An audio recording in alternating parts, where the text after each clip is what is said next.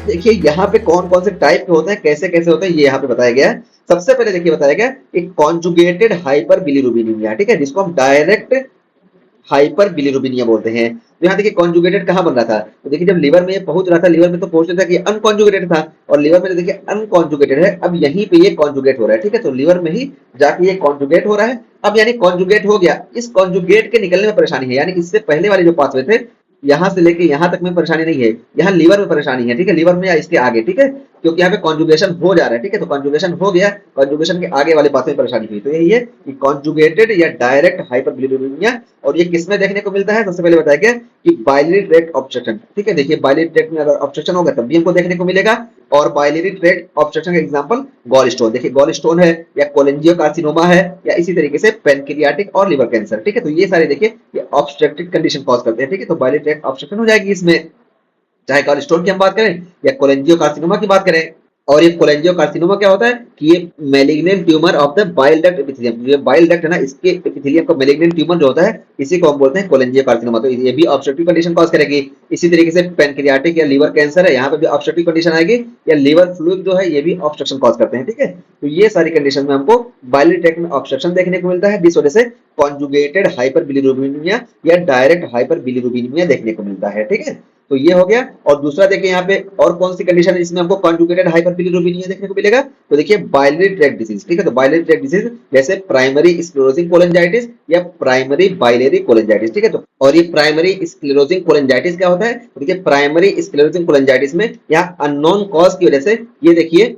Fibrosis हो जाती है इस बाइल डक्ट की, ठीक है, बाइल डक्ट की फाइब्रोसिस हो जाती है, और ये इंट्रा हिपैटिक भी हो सकता है और एक्स्ट्रा हिपैटिक भी होता है, ठीक है, तो यानी लिवर के अंदर भी हमको देखने को मिलेगी और बाहर भी देखने को मिलेगी फाइब्रोसिस, ठीक है, इसी को हम बोलते हैं प्राइमरी स्क्लेरोसिंग कोलेंजाइटिस, ठीक है, तो जब प्राइमरी स्क्लेरोसिंग कोलेंजाइटिस होगी तो अब देखिए बिल्कुल ये ल्यूमेन जो है ब्लॉक हो गया, तो जब ब्लॉक हो गया तो कहां से ये बाइल फ्लो हो पाएगा, इस वजह से यहाँ पे हमको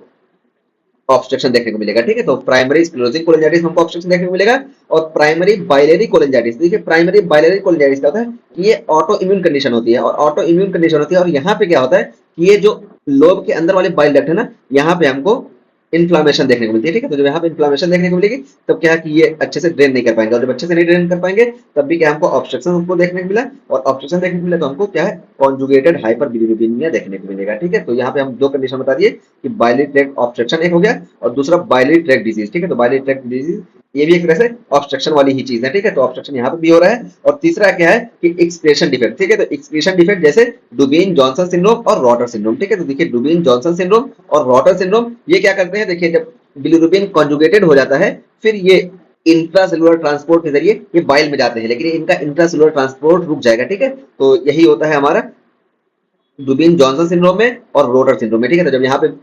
बाइल फ्लो के स्ट्रीम में आ ही नहीं पाएंगे तो कैसे आगे जा पाएंगे, इस वजह से यहाँ पे भी हमको कॉन्जुगेटेड हाइपरबिलिरुबिनिया देखने को मिलेगा, ठीक है, और इन दोनों पे अभी हम आगे बात करेंगे, ठीक है, यहाँ पे देखिए हम इस पे बात करने वाले हैं, ठीक है, दोनों पे। तो ये हो गए हमारे कॉन्जुगेटेड हाइपरबिलिरुबिनिया के काज, तीनों कॉज हम बता दिए आपको, बाइलियरी ट्रैक्ट ऑब्स्ट्रक्शन वाला भी बता दिए, बाइलियरी ट्रैक्ट डिजीज वाला भी बता दिए, और एक्सक्रीशन डिफेक्ट वाला भी हम आपको बता दिए, ठीक है, तो यहाँ पे हम तीनों आपको बता दिए कैसे होगा, पूरा मैकेनिज्म समझा के बता दिए। अब आइए हम बात करते हैं अनकॉन्जुगेटेड हाइपरबिलिरुबिनिया की। तो अनकॉन्जुगेटेड हाइपरबिलिरुबिनिया ये देखिए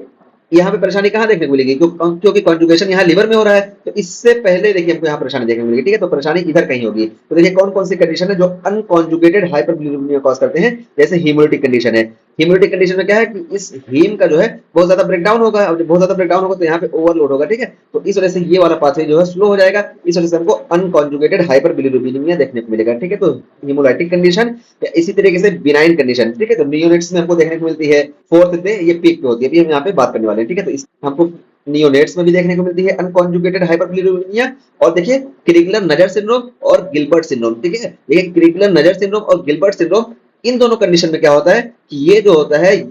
यूडीपी जीटी ये वर्क नहीं कर पाता, ठीक है, तो इसकी डिफिशियंसी रहती है, वर्क नहीं कर पाता, इस पे भी हम बात करने वाले हैं। तो यहाँ पे क्या हो गया कि ये जब काम नहीं कर पाएंगे तो यहाँ पे अनकॉन्जुगेटेड बिलिरुबिन यहाँ तक तो सही आएंगे, लेकिन इसके आगे वाला पाथवे रुक जाएगा, इस वजह से हमको अनकॉन्जुगेटेड हाइपर बिलिरुबिनिया देखने को मिलेगा। तो ये हो गए हमारे अनकॉन्जुगेटेड हाइपर बिलिरुबिनिया के कॉज।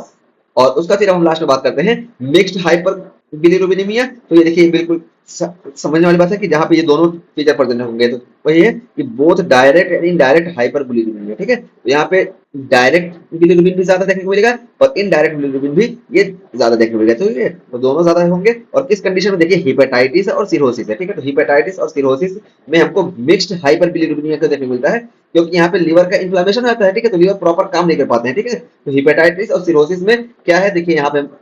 मॉलिक्यूलर लेवल पे आपको दिखाएं कि इधर से तो आए हैं बहुत ज्यादा, तो यहाँ पे कॉन्जुगेशन इनका प्रॉपर नहीं हो पाएगा, ठीक है। तो कॉन्जुगेशन प्रॉपर नहीं हो पाएगा, इस वजह से अनकॉन्जुगेटेड या इनडायरेक्ट बिलिरुबिन ज्यादा होंगे। और यहाँ पे ये यूडीपी जीटी जो है ना, ये हल्का फुल्का काम करेगा, और हल्का फुल्का काम करेगा, तो इस वजह से यहाँ पे क्या है कि कॉन्जुगेटेड बिलिरुबिन कुछ बनेंगे, ठीक है। तो कॉन्जुगेटेड कुछ बनेंगे हल्के फुल्के, लेकिन ये एक्सक्रीट नहीं हो पाएंगे, तो इस वजह से यहाँ पे देखिए ये भी ज्यादा होंगे और ये भी ज्यादा होंगे, ठीक है। तो लिवर सिरोसिस में या हिपेटाइटिस में हमको मिक्स्ड